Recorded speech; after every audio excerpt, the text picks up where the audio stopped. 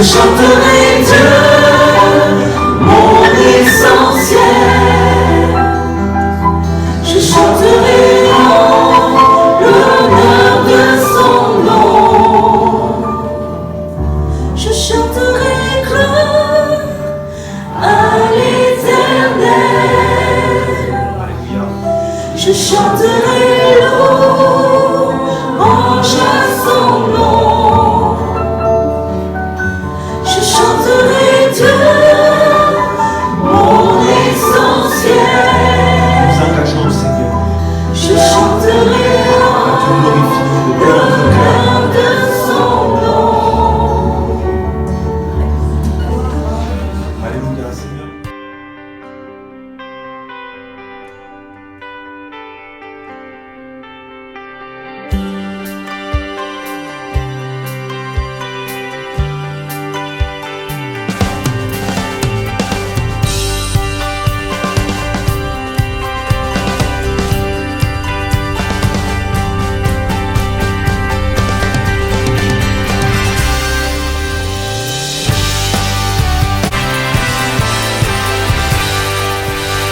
Voilà, se montrer digne face à l'épreuve. Voilà, c'est le sujet que j'aimerais partager avec vous aujourd'hui. Alors, vu que c'est un long titre, je l'ai raccourci en rester digne, mais se montrer digne face à l'épreuve. Puisque en ce moment, je sais que l'Église a été aussi éprouvée par la nouvelle d'Elisa, notre petite, que nous avons connue toute petite. Vous savez, je me souviens de la première visite que j'ai faite au Bonnard. Je suis arrivé chez eux, et puis il y avait une petite fille, et la maman me dit, mais elle parle pas. Elle parle à personne sauf à moi. Eh oui, mais c'est que des fois, vous savez, on a des petites astuces. J'ai pris mon téléphone, et cet été-là, c'était juste avant de venir commencer mon ministère à Villeneuve-sur-Lot, j'avais été à la pêche, dans les Pyrénées, et j'avais pris en photo toutes les truites que j'avais attrapées. Et alors, j'ai commencé à lui montrer les truites. Et c'est que la vue des animaux, ça l'a amené à me parler. et Nathalie était étonnée, elle dit, mais comment ça se fait qu'elle te parle alors qu'elle parle à personne? Vous savez, hein, alors attention, je ne fais pas une comparaison, mais il paraît que quand on veut faire avancer un âne, eh bien, il faut lui tendre la carotte. Mais bon, c'est une épreuve, oui, c'est une épreuve, et bien sûr que ça nous affecte les uns les autres, mais nous avons besoin, les uns et les autres, de rester dignes quand nous sommes attaqués, quand nous sommes éprouvés, quand eh bien, on a la mauvaise nouvelle qui arrive et qui pourrait nous faire fléchir les genoux, nous amener à vaciller. Nous ne voulons pas vaciller, nous voulons rester fixés, les yeux sur Jésus et avancer auprès de lui. Alors comment réagir lorsqu'on a cette épreuve qui nous frappe de plein fouet? Eh bien, ce que je lisais en lecture d'introduction, Ézéchiel 22:30, je cherche un homme qui se tienne à la brèche devant moi, qui élève un mur et qui intercède en faveur de son pays. Et je crois qu'il est bon que lorsque nous sommes éprouvés, lorsque nous sommes face à l'épreuve, eh bien de pouvoir nous tenir à la brèche. Ce n'est sûrement pas le moment de lâcher la prière. Ce n'est sûrement pas le moment d'abandonner la réunion de prière. Mais il faut redoubler d'efforts et de courage. Dans le cadre d'Ézéchiel, il est écrit « Je cherche un homme, mais je n'en trouve pas. » C'est tragique. Mais soyons certains qu'encore aujourd'hui, Dieu cherche. Parce que depuis que Dieu a fait l'homme, Dieu cherche l'homme. Dieu veut un contact avec l'homme, l'homme et la femme. Il veut avoir cette relation avec nous. Et même au moment de la chute, lorsque Adam et Ève ont chuté, croquant, mangeant du fruit défendu, eh bien sûr, ça les a séparés, ça les a rejetés du jardin d'Éden, mais Dieu continuait d'avoir des relations avec eux. Jusqu'à un moment où on a oublié Dieu. Oui, bien sûr, je cherche un homme, je n'en trouve pas. Ça concernait Juda. Ça concernait l'invasion babylonienne. Ça concernait une période où, à cause de l'idolâtrie, ou à cause du péché de l'homme et de la chute de l'homme, eh bien, l'homme était loin de Dieu et il ne se préoccupait plus des affaires de Dieu. On était sous la loi. Mais aujourd'hui, nous sommes sous la grâce. Il y a eu le don de Jésus. Il y a eu le don du Saint-Esprit que Jésus nous a envoyé pour nous amener à tenir ferme, pour nous servir de guide. Aujourd'hui, face à toutes les situations et avec la grâce de Dieu, parce que le Saint-Esprit est avec nous, montrons-nous dignes de notre roi. Amen. Amen.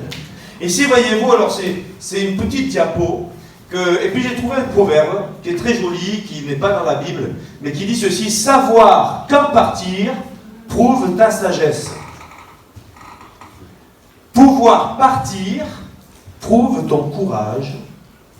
Partir la tête haute prouve ta dignité.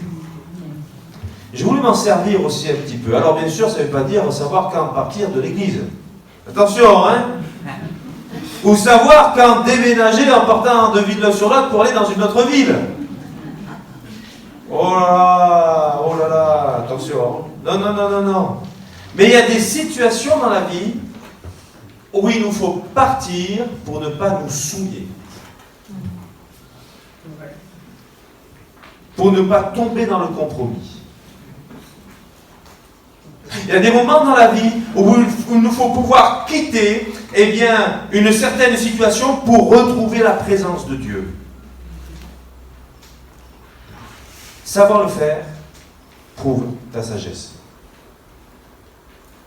Et le faire la tête haute prouve ta dignité. La tête haute. Je ne parle pas de fierté, je ne parle pas d'orgueil, mais je parle de quelqu'un qui pourra se regarder dans le miroir parce qu'il n'est pas accusé faute d'une mauvaise conscience. Perdre sa dignité, c'est perdre sa moralité. Perdre sa dignité, c'est salir sa conscience. C'est salir son cœur. Nous ne sommes pas appelés à nous salir. Nous sommes appelés à rester purs, à rester dans la sainteté de Dieu. Alléluia.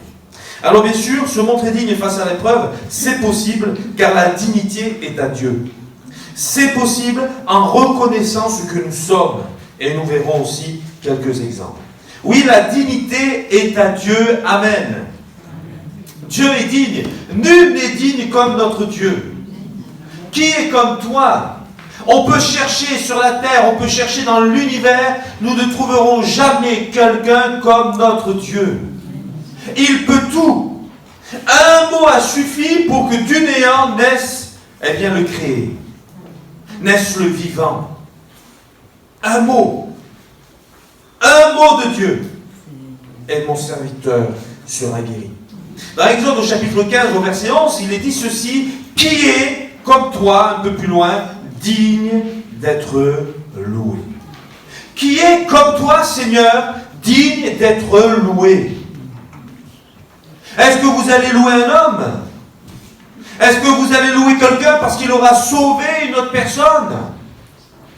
Oui, il a fait une fois, mais ce n'est qu'un homme fait de chair comme vous et moi. Qui est comme toi digne d'être vénéré, digne d'être adoré? Qui est comme Dieu? Qui comme Dieu a pu délivrer les Hébreux du pays d'Égypte? On est dans le livre de l'Exode, je le rappelle. Qui comme Dieu a été capable de faire sortir de l'eau du rocher? Qui, autant que Dieu a été capable de vaincre tous les dieux des idoles des Égyptiens à travers les plaies de l'Égypte? Qui, comme Dieu, a été capable de libérer, de délivrer les Égyptiens, les Hébreux de l'esclavage? Qui, comme Dieu, a été capable de nous délivrer de l'esclavage du péché? Et qui, comme Jésus, est capable de te délivrer, toi, aujourd'hui, de tes péchés, de ta mauvaise conscience, de ton passé, de tes fardeaux. Nul n'est comme toi, digne d'être loué. Il est la réponse au monde d'aujourd'hui. Dans l'Apocalypse, au chapitre 5, au verset 2, il est dit: qui est digne d'ouvrir le livre? Et Jean pleurait, parce que personne n'était digne d'ouvrir ce livre. Et l'ange lui dit: ne pleure pas, car il vient. L'agneau, verset 12. Et cet agneau est digne de recevoir la puissance. Il est le prince de la paix. Il est le Tout-Puissant. Il est le juste juge. Il est Dieu fait homme, qui a quitté son ciel de gloire. Celui qui pourra dire, après qu'il est ressuscité des morts, tout pouvoir m'a été donné sur la terre et dans le ciel. Tout pouvoir. Il est omnipotent. Il a toute autorité. Il a pleine autorité.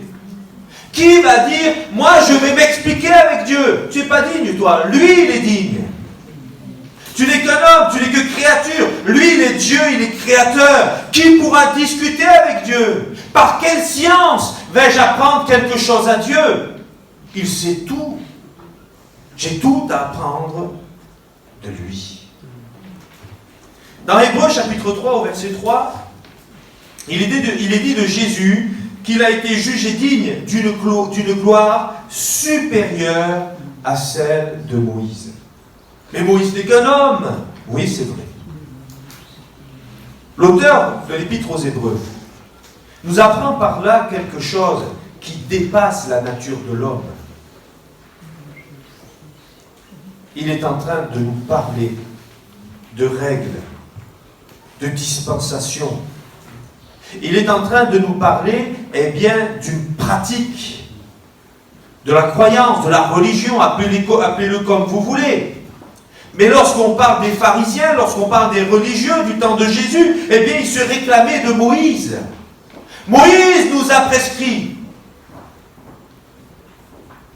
Mais l'auteur de l'Épître aux Hébreux nous dit, mais Jésus, il est plus glorieux que Moïse. L'évangile est supérieur à la loi.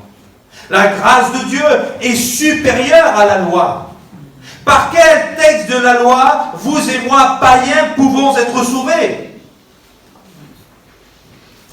Mais par le moyen de la foi en Jésus, nous avons obtenu le pardon de nos péchés. Et il nous a sauvés parfaitement. Et Jésus a été jugé d'une gloire supérieure à celle de Moïse, parce que l'évangile, parce que les textes ne vont pas rester seulement pour un peuple, mais toutes les nations, eh bien, peuvent aujourd'hui recevoir le salut de Dieu par sa grâce d'une manière imméritée. Eh bien, c'est simplement la grâce de Dieu. Que le nom du Seigneur soit béni. Jugé, il est jugé digne d'une gloire supérieure à celle de Moïse. Jésus est le sauveur du monde. Alléluia. Se montrer digne face à l'épreuve, c'est possible en reconnaissant ce que nous sommes. Que sommes-nous? Mais écoutez, Matthieu 3,3. Il est question de Jean-Baptiste. Jésus dit de ceux qui sont nés d'un homme et d'une femme, aucun n'est plus grand que Jean-Baptiste, que Jean est pourtant dans le royaume de Dieu, le plus petit est plus grand que lui. Aucun n'est plus grand. Ça laisse supposer même pas Moïse. Et Jean dit de Jésus, je ne suis pas digne de porter ses sandales. Frères et sœurs, j'aimerais vraiment appeler un moment de solennité. Jésus est au milieu de nous. Nous sommes dans la présence de Dieu. Là où 2 ou 3 sont réunis en mon nom, dit-il, je suis présent au milieu d'eux. Et il dira, avant de partir dans le ciel de gloire, je suis avec vous tous les jours, jusqu'à la fin du monde. Jean dit, je ne suis pas digne de porter ses sandales. Qu'est-ce que l'homme? Pour que tu te souviennes de lui. Qu'est-ce que le Fils de l'homme? Pour que tu prennes garde à lui. Et le Père a donné son Fils unique pour te sauver. Il a connu la croix. Il a connu la mort infâme de la croix pour nous sauver, alors que nous ne sommes même pas dignes de porter ses sandales. Dans Matthieu 8,8, Seigneur, je ne suis pas digne que tu entres sous mon toit. On parle d'un officier romain qui est soumis à des supérieurs et qui lui-même dirige des subordonnés, des soldats.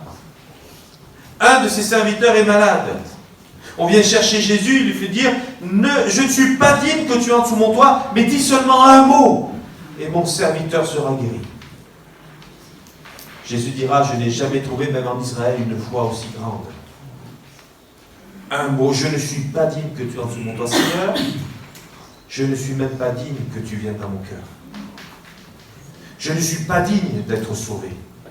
Je ne suis pas digne que tu t'adresses à moi. Je ne suis pas digne de connaître ton nom, mais tu m'as fait grâce.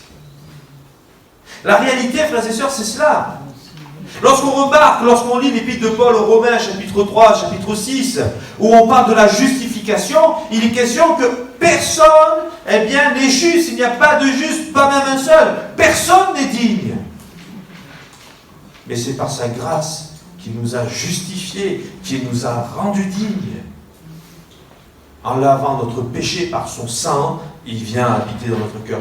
Qui va discuter face à Dieu? Qui va discuter avec Dieu? Qui va lui dire, je ne suis pas d'accord? On aura la bouche fermée face à lui. Il est temps, et il est bon, de le reconnaître, pour être justifié et pour être sauvé. On voit d'autres textes, comme par exemple Matthieu 22:8, où Jésus raconte une parabole en disant que les invités n'en étaient pas dignes, mais il les a invités quand même. Dans Luc 15:19, où on voit par exemple le fils prodigue qui va dire à son père, je ne suis plus digne d'être appelé ton fils. Mais le père l'accueille quand même. Il fait la fête, il tue le veau gras, il met un vêtement, un anneau au doigt, des souliers aux pieds. Il accueille son fils malgré tout. Où en es-tu avec Dieu? Qu'as-tu fait de la grâce qu'il t'a accordée? Qu'as-tu fait du nom qu'il t'a donné en faisant de toi son enfant? Peut-être te retrouves-tu dans cette situation et tu te dis, mais je ne suis pas digne. Mais il t'accueille avec le veau gras. Parce qu'il ne veut pas te perdre. Dans Jean 17, Jésus dit, je n'ai perdu aucun de ceux que tu m'as donnés. Sauf Judas, par rapport à ce qui était écrit à son sujet. Si vous êtes de la bergerie de Jésus, il fera tout pour ne pas vous perdre. Il fera tout pour ne pas nous perdre. Je ne suis plus digne d'être appelé ton fils. Oui, c'est vrai, je suis pécheur. Je ne suis pas digne, Seigneur, d'être appelé ton fils. Mais tu veux me sauver. Et tu ne veux pas me perdre. Dans Hébreux 11:38, il est même dit, c'est l'auteur aux Hébreux qui parle de ceux qui sont morts, des héros de la foi, comme on aime le dire, des prophètes, des hommes de Dieu, qui sont morts à cause de leur foi. Et il dit d'eux, eux dont le monde n'était pas digne. Eux dont le monde n'était pas digne. Ce qui signifie qu'au moment où Jésus est venu dans notre cœur, laver notre souillure, chassant notre indignité, il nous a donné de la dignité. Il nous a redonné de la dignité. Et il dira, eux dont le monde n'était pas digne, ils n'ont pas reconnu. Ils sont restés dans leur péché. Mais lui nous a redonné une dignité. Rappelons-nous de qui nous a donné un nom. Qui t'a donné un nom? Qui t'a donné un rang? Qui t'a donné une place dans son royaume? Qui t'a fait des promesses qu'un jour tu régneras avec lui? Qui t'a fait la promesse, assurant à ton esprit que tu es devenu vraiment son enfant? Qui t'a accueilli alors même que le monde te rejetait? Lui, il t'a accueilli. Qui ne t'a jamais trompé alors que le monde t'a trompé? Lui a demeuré fidèle, a été fidèle envers toi. Dans Apocalypse, chapitre 5, au verset 2, je l'ai lu tout à l'heure, mais je veux le reprendre. Qui est digne d'ouvrir le livre?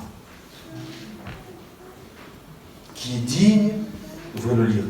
C'est possible de se montrer digne face à l'épreuve si je reconnais ce que je suis. Moi, Michel, je ne suis pas digne d'ouvrir le livre. Je ne suis pas digne d'accueillir Jésus, mais il m'a fait grâce. Et ce qu'il a fait pour moi, il le fait pour toi aussi. Parce que Dieu ne fait pas de favoritisme. Que tu sois blanc, que tu sois noir, que tu sois jaune, que tu sois rouge, que tu sois vert, bleu, n'importe quoi.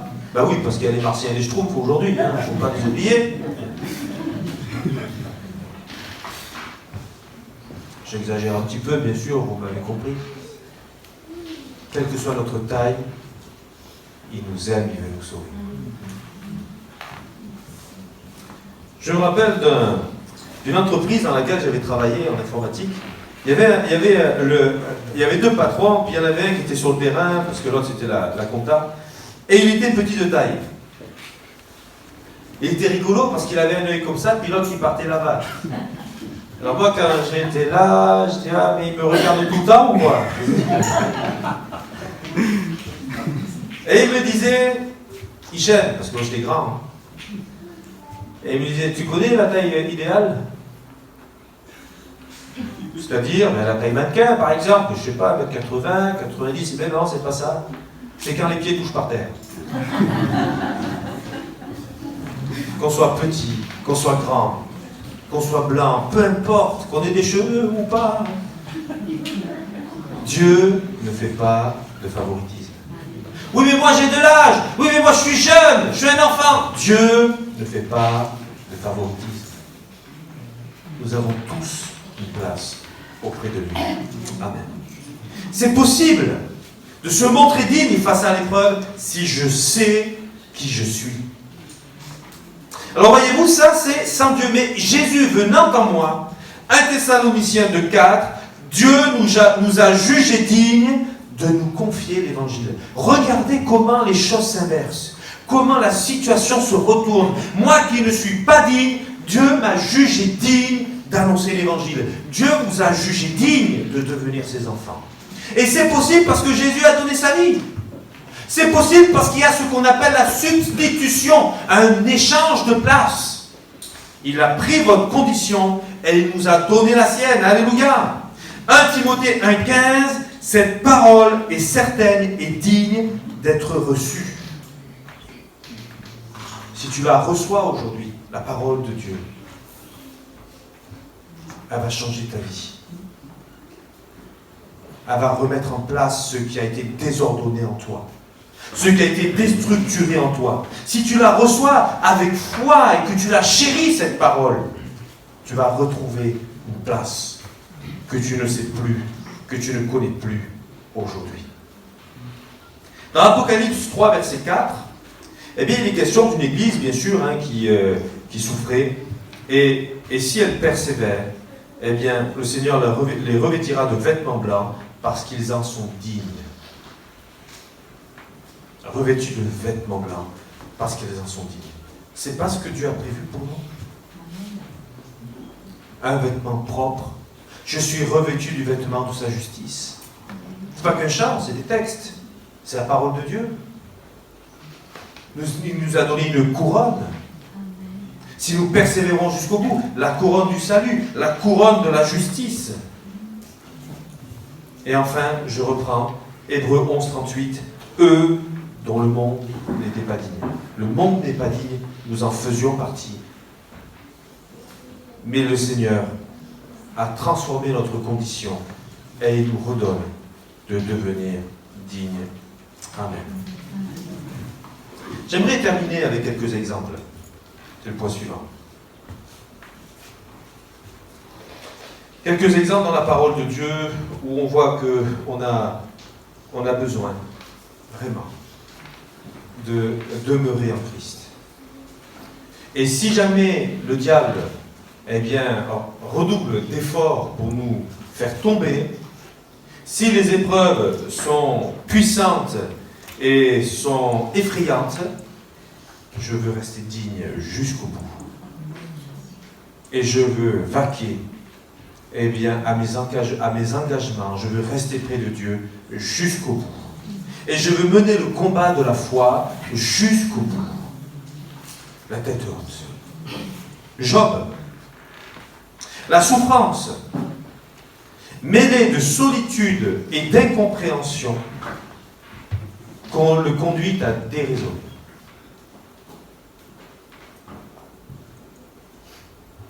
la souffrance, le deuil, la maladie, l'incompréhension, la solitude, les accusations, les injustices qu'il subit, l'amènent à un moment donné à déraisonner. Si bien qu'il va dire, je vais m'expliquer avec Dieu, je vais défendre ma cause. Et lorsque Dieu se révèle à lui, qui lui explique des mystères de la science et d'autres, eh bien Job reconnaît son erreur.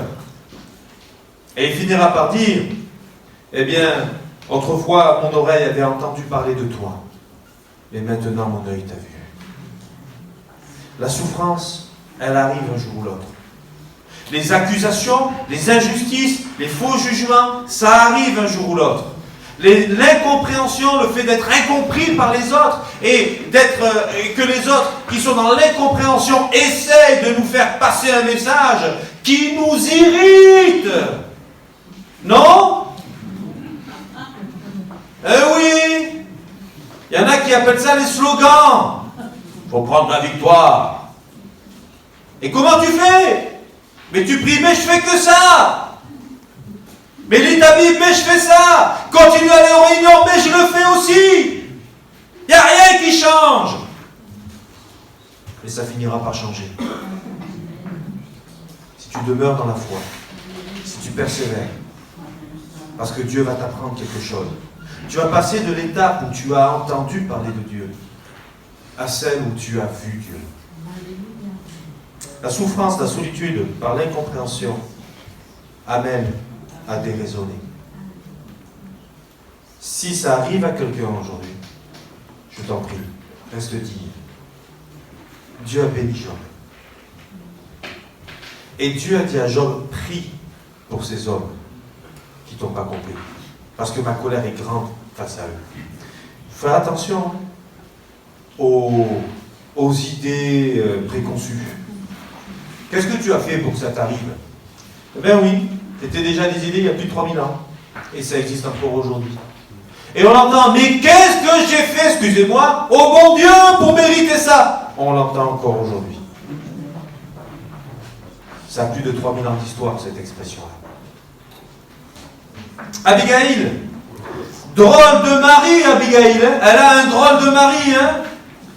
C'est pas Nadal, c'est Nabal. Faut pas confondre. Et Nabal, dans la langue du coin, ça veut dire fou. Elle a épousé un homme fou, qui ne comprend rien à rien, qui ne réalise même pas qu'à cause de son attitude envers David, il va mourir lui et sa famille. Il s'en fiche. Il ne s'en préoccupe même pas. Elle a un drôle de mari. Mais Abigail sauve son mari de la main de David. Elle est restée digne jusqu'au bout. Elle a pris le devant. Elle a été au devant de David. Elle a apporté des mets, elle a apporté des choses, comme une offrande, entre guillemets, des cadeaux, pour que David, eh bien, ne mette pas à sec la famille d'Abigail. Elle a compris, elle, ce qui allait se passer, que lui n'a rien compris. Mais elle le sauve jusqu'à la fin. Elle lui a pas dit, tu comprends rien, tu es fou, je m'en vais, ciao. Non, non. Digne jusqu'à la fin. On peut parler de Moïse. Moïse, mais comment il a fait Moïse? Oh là là, c'est pas pour rien qu'on dit de lui qu'il est l'homme le plus patient de la terre. Mettez-vous un instant à la place de Moïse, quoi. Les murmures. Les murmures, ça veut dire, hein, les gilets jaunes, il avait les gilets jaunes, Moïse, dans son camp, je vous le dis. Ah, je l'ai fait, oui. Oh là là, dès que ça va pas, la CGT, la FOS, tout le monde est là, non, on veut rentrer en Égypte. Oh là là, Moïse, mais comment tu as fait? Et puis Dieu dit, Moïse, je vais faire de toi une grande nation, écarte-toi, je vais les détruire. Non, Seigneur, ne le fais pas. Et il prie pour eux. Et il intercède pour eux. Moi, je vous le dis, hein, si j'avais été Moïse, Mais oui, Seigneur, fais-le, il y en a marre.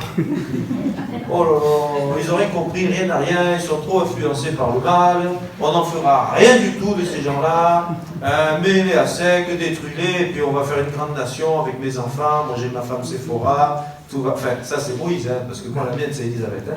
Bon. Il ne faut pas confondre quand même, hein, s'il vous plaît. Hein. Bon. Mais devant les murmures et les rébellions, Moïse a su rester digne. Il a su continuer à lever la tête vers le Seigneur. Il n'a pas dit, Seigneur, mais pourquoi tu m'as envoyé les sortir d'Égypte? Il n'a pas murmuré. Il n'a pas critiqué Dieu. Mais Éternel, mais tu sais pas ce que tu fais. Mais tu dis que tu sais tout, mais regarde, tu m'as fait sortir, eh bien, ces syndicats là, ou ce que vous voulez. Ils étaient terribles. Moïse a beaucoup souffert, et quand Dieu lui dit de parler au rocher, il le frappe. Il a commis une erreur. Et il a pu voir le pays que de loin. Une erreur. Moïse est un exemple de dignité pour moi. Jusqu'au bout. Fidèle à sa tâche, fidèle à sa mission. Et protégeant, intercédant pour ce peuple qu'il a délivré de la main de Pharaon et des Égyptiens, pour que Dieu ne les détruise pas à cause de leur dureté de cœur. Oui, on pourrait parler bien sûr, eh bien, devant la croix, devant l'arrestation de Jésus. Combien ont suivi Jésus jusqu'à la croix? Les femmes, Marie de Magdala, Marie mère de Jésus et d'autres. Jean. Mais il écrit que Jean connaissait le serviteur du souverain sacrificateur. Pardon, le souverain sacrificateur. C'est ce qui lui a permis de rentrer. Il le connaissait. Mais il y est allé.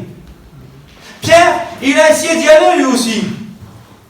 Il s'est un peu fait passer pour quelqu'un qui n'était pas galiléen, mais il a été vite découvert. Hein. Il faut dire qu'il avait un fort accent. C'est comme si demain, vous me dites, Hichem, tu vas à Paris, mais il ne faut pas qu'on sache que tu es d'ici, hein, que tu es du Sud. Mais dès que je vais là-bas, je vais essayer de parler comme ça. Et ils vont me dire, ah, mais tu es québécois, toi? Non. On va se faire avoir hein, tout de suite. Les accents, moi je n'entends pas, mais il y en a d'autres qui les entendent pour nous. C'est drôle. Hein. Ben, Pierre, la troisième fois qu'on lui dit, mais toi aussi tu étais avec Jésus. Il le renie. Le coq chante à nouveau. Et là, la parole de Jésus lui revient à l'esprit. Il s'en veut, il pleure, il s'en va. Les autres, ils se sont dispersés. La menace due à l'arrestation de Jésus planait aussi sur les disciples. Qui a été le plus digne? Ceux qui se sont dispersés, c'était écrit à leur sujet. Jésus les a autorisés à se disperser. Ou bien ceux qui ont suivi Jésus jusque devant la croix. Frères et sœurs, devant les moments difficiles que connaît notre époque, face aux idéologies humanistes, face au danger des fausses écritures, des fausses croyances, qui pourra rester digne jusqu'à l'avènement de notre Seigneur, parce qu'il aura gardé la foi et il n'aura pas eu honte de son Dieu en gardant une foi véritable dans les Saintes Écritures. Il est nécessaire d'être dans la foi pour rester digne. Il est nécessaire de garder la foi pour rester digne. Il est donc nécessaire, parce que je garde la foi, je demeure dans l'espérance. Et cette espérance est une source de courage pour moi. Et parce que je demeure dans l'espérance, eh bien alors je demeure aussi dans l'amour. Et j'en reviens à ce texte de Paul, 1 Corinthiens 13. Il y a trois choses qui demeurent: la foi, l'espérance et l'amour. Alors en conclusion, je dirais qu'il est vrai que nous sommes passés par bien des épreuves. Soyons dans la foi. Gardons la foi et restons dans la foi. s'il doit y avoir des remises en question, eh bien je dirais que chacun donc s'éprouve soi-même, ainsi que nous dit l'Écriture. Lorsqu'une famille est éprouvée. Ne pensons pas qu'est-ce qu'ils ont fait. Oh, ils devraient se repentir. Ils ont dû faire quelque chose de grave. Non. Et moi, je vais plier le genou. Moi, je vais me remettre en question. Moi, je vais prier. Je vais chercher Dieu.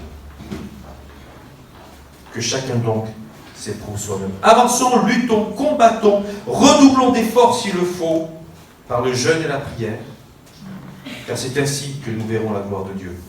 C'est pas en tournant les mêmes sujets sur nous-mêmes, c'est pas en nous repliant sur nous-mêmes. Non, non. Et c'est en combattant, en luttant, en priant, en cherchant Dieu, que nous verrons la main de Dieu s'ouvrir à nouveau. Quand il y a l'épreuve, ça ne veut pas dire que la main de Dieu n'est pas ouverte. Ça ne veut pas dire que le robinet de la grâce a cessé de couler.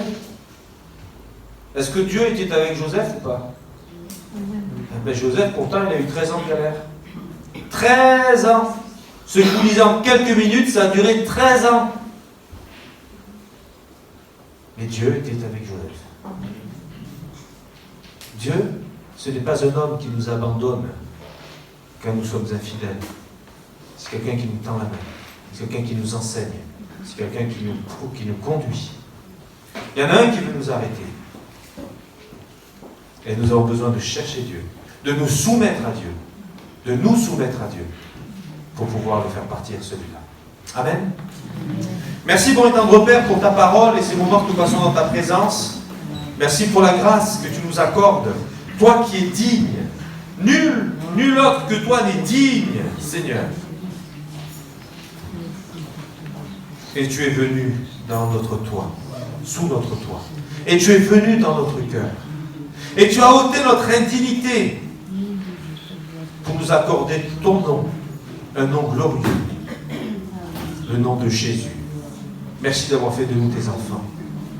Permets-nous de demeurer dans la foi. Permets-nous de comprendre l'engagement que nous avons pris en voulant te suivre. Permets-nous de comprendre le combat que nous avons à mener dans la prière. Seigneur, et enseigne-nous à comprendre ta volonté pour te servir jusqu'au bout. Dans le nom de Jésus. Merci Seigneur. Amen. Amen. Voilà, on peut rester dans le recueillement quelques instants, s'il vous plaît. Il est encore tôt. Parce que peut-être que quelqu'un a besoin de la prière. Quelqu'un qui a été touché par ce qu'on a partagé aujourd'hui. Et qui se dit, Seigneur, j'ai perdu mon indignité. Je réalise que je ne suis pas digne aujourd'hui. Mais Seigneur, je veux que ça change. Viens habiter dans ma maison. Viens habiter dans mon cœur. Viens reconstruire ce qui a été déconstruit, ce qui a été abattu en moi, dans mon esprit, dans ma famille, dans mon cœur, dans mon être tout entier. Si quelqu'un a besoin de la prière aujourd'hui, simplement je t'invite à lever ta main. Je vais prier pour toi. Oui, oui, que Dieu vous bénisse. Oui, que Dieu te bénisse. Oui. Oui, que Dieu te bénisse. Que Dieu vous bénisse. Oui, je vous ai vu. Que Dieu vous bénisse. Oui, que Dieu vous bénisse. Okay. On va prier le Seigneur. On va prier. Bon et tendre Père, tu as vu ces mains qui se sont levées, ces personnes qui aujourd'hui se sont senties touchées dans leur cœur, concernées. Seigneur, tu n'es pas un homme pour mentir. Seigneur, tu accomplis cette prière et tu effaces le poids du passé. Efface maintenant le poids du passé et reconstruis en eux ce qui a été déconstruit, ce qui a été abattu. Donne-leur de retrouver la foi suffisante pour demeurer digne, pour réaliser que tu leur as donné un nom, que tu leur as donné un rang, que tu les as établis dans ta maison, dans ton royaume, qu'ils ont une place auprès de toi. Seigneur, je te prie de les bénir aujourd'hui même et de leur donner cette assurance par le Saint-Esprit que toutes choses anciennes sont passées et qu'en toi tout devient nouveau. Merci, bon et tendre Père. Amen.